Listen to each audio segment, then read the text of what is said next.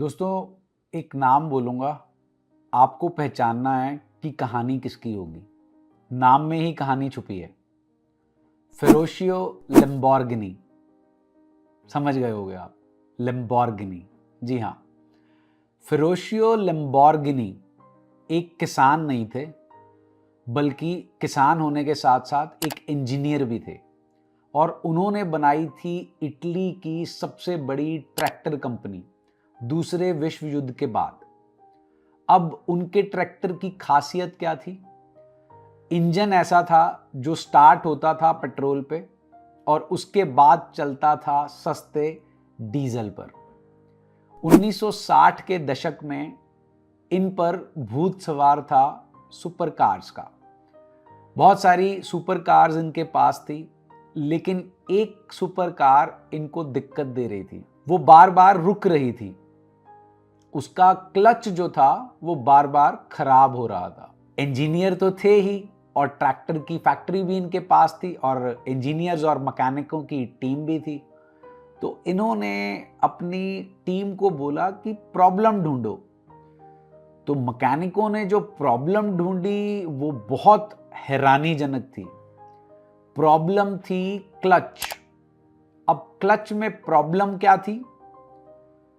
एक sports car $20,000 की, उसके अंदर जो क्लच यूज किया गया था वो $50 का था और वही सेम क्लच ट्रैक्टर में यूज हो रहा था।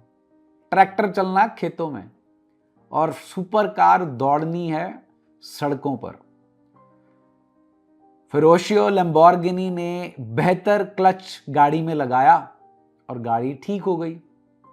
उन्होंने सोचा क्यों ना फरारी को जाकर ये बताया जाए और इस दिक्कत का हल निकाला जाए।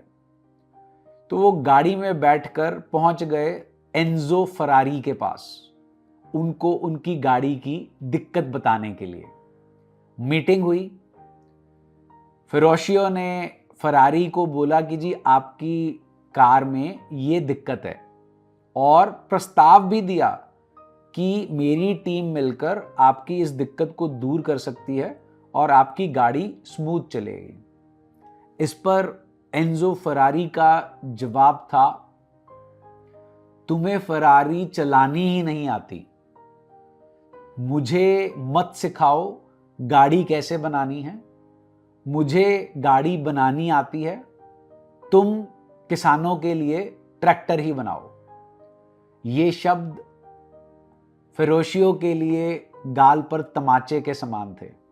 अपमान का घूंट पीकर वो चले गए, लेकिन वो टूटे नहीं। वो आम ग्राहक नहीं था। क्यों नहीं था वो आम ग्राहक? क्योंकि उसके पास काबिलियत थी, पैसा था, फैक्ट्रियां थी, स्किल थी कुछ बड़ा करने की। उन्होंने ठान लिया कि इसने बोला है कि तुम ट्रैक्टर बनाओ, तुम्हें गाड़ियों के बारे में क्या मालूम।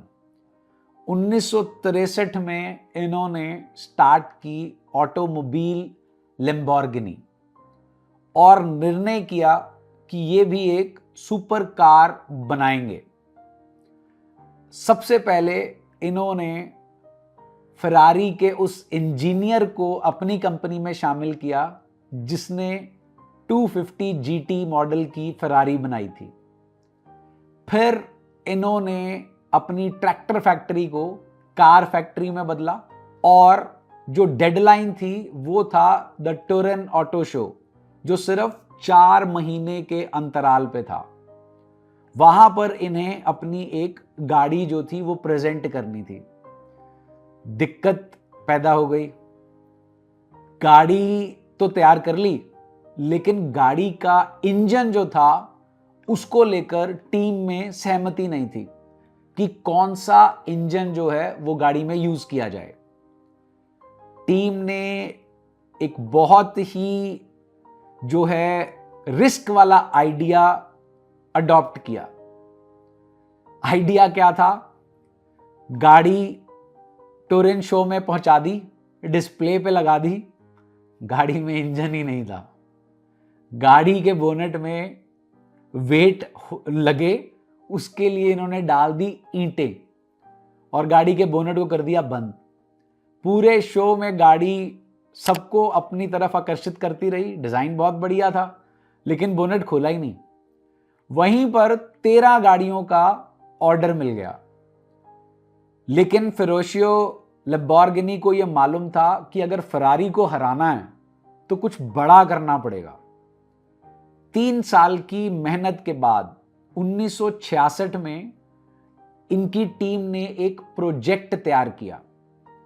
वो प्रोजेक्ट जो था वो सुपर कार जो इंडस्ट्री थी उसके लिए रेवोल्यूशनरी था, क्रांतिकारी था। क्या प्रोजेक्ट था? अभी तक और आज भी कारों में इंजन कहां होता है? बोनेट में।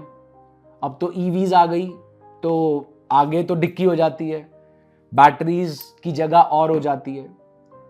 उन्होंने डिजाइन किया मिड सेगमेंट, जहां पर इंजन जो है वो बोनेट में ना होने की बजाय आगे और पीछे के पहियों के एक्सल के बीच में होगा।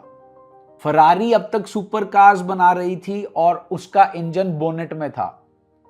इस मॉडल ने उनके ओल्ड स्कूल जो इंजन थे उसको धुएं में उड़ा दिया और फिर ये लेकर आए द म्यूरा। ये जो द म्यूरा है, उस टाइम पर म्यूरा का इतना क्रेज था, हॉलीवुड की फिल्म हो, सेलिब्रिटीज हो, सबको द म्यूरा चाहिए थी। 350 GT इस मिड इंजन सेगमेंट में बनी हुई गाड़ी निकाली गई, जो पहले से ज्यादा स्मूथ थी, गति में कोई चेंज नहीं, कंफर्टेबल और पहले से ज्यादा स्टाइलिश। म्यूरा जो थी वो एक कल्चरल आइकॉन बन चुकी थी। अब फरारी को लगने लगा कि ये हमें असली टक्कर दे रहे हैं। अगर फरारी एक मॉडल निकालती थी तो लैम्बोर्गिनी उसी की टक्कर में दूसरा। लैम्बोर्गिनी जो थी वो फरारी को टक्कर दे रही थी। फरारी अगर कोई नई इन्वेंशन करती थी तो लैम्बोर्गिनी के पास उसका जवाब होता था। प्रतिस्पर्धा ही श्रेष्ठता की जननी है। कंपटीशन होगा तभी एक्सीलेंस होगी। ये राइवलरी आज तक चल रही है। एक बदले की कहानी जिसने दुनिया को एक वर्ल्ड क्लास ब्रांड दिया। ये कहानी हमें क्या सीख देती है? ये कहानी हमें सीख देती है कि अपनी कहानी खुद बनाओ। कोई दूसरा आपकी कहानी नहीं बना सकता। अपनी कहानी के हीरो हम आप हैं। फेरुशियो लैम्बोर्गिनी उस अपमान के बाद चुप रह सकते थे, वो ट्रैक्टर बनाते रहते, लेकिन नहीं, उन्होंने उस अपमान को, अपने आप को तोड़ने नहीं दिया। वो उस अपमान से मोटिवेट हुए और इतिहास को लैम्बोर्गिनी का ब्रांड दिया। तो दोस्तों, कभी कभी अगर आपका अपमान भी होता है तो उस अपमान का कड़वा घूंट भरो। उस टाइम रिएक्ट करने से कुछ नहीं होगा।